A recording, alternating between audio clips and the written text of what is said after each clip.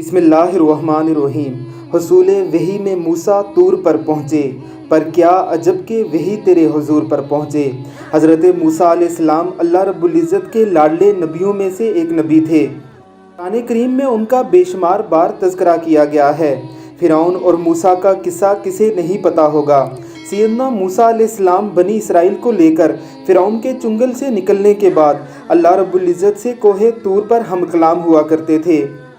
یہی وہ مقام تھا جہاں پر اللہ رب العزت سے احکامات لیے جاتے تھے۔ اسی جگہ پر ان کی قوم کے مطالبے پر اللہ رب العزت نے اپنی جھلک دکھائی تھی، جس سے سب کے سب مر گئے تھے۔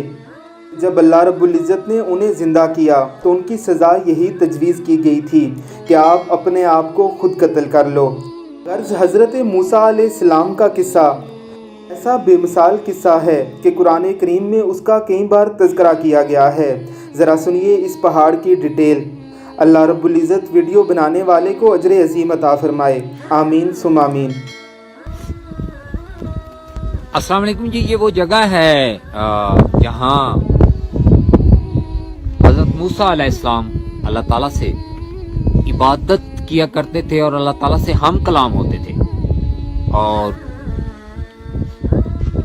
یہ کوہ طور کا پہاڑ ہے، یہ چوٹی ہے۔ میں آپ کو یہاں سے لائیو نہیں دکھا سکا، اس کی وجہ یہ ہے کہ یہاں سگنلز نہیں ہیں، تو لیکن میں اس ویڈیو کو اپلوڈ کروں گا آپ سب کے لیے تاکہ آپ لوگ بھی اس کو دیکھ سکیں۔ اس میں یہاں یہ ایک مسجد ہے اور اس کے ساتھ میں آپ کو وہ جگہ بھی بتاتا ہوں، دکھاتا ہوں جہاں حضرت موسیٰ علیہ السلام عبادت کیا کرتے تھے۔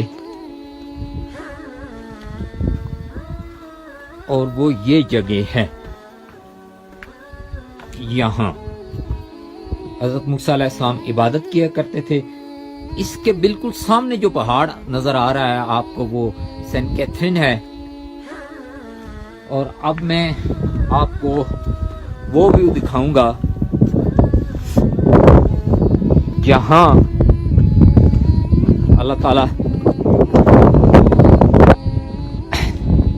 نے اپنا جلوہ دکھایا تھا حضرت موسیٰ علیہ السلام کو،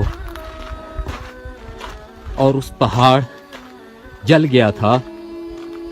یہ وہ پہاڑ ہے نیچے جو آپ دیکھ رہے ہیں، یہ والا، یہ وہ جگہ ہے جہاں اللہ تعالیٰ نے حضرت موسیٰ علیہ السلام کو اپنا جلوہ دکھایا تھا، اور حضرت موسیٰ علیہ السلام کے ساتھ جو 40 لوگ آئے تھے وہ بھی سارے فوت ہو گئے تھے، اور جن کو حضرت موسیٰ علیہ السلام کی دعا کے بعد اللہ تعالیٰ نے دوبارہ زندہ کر دیا تھا۔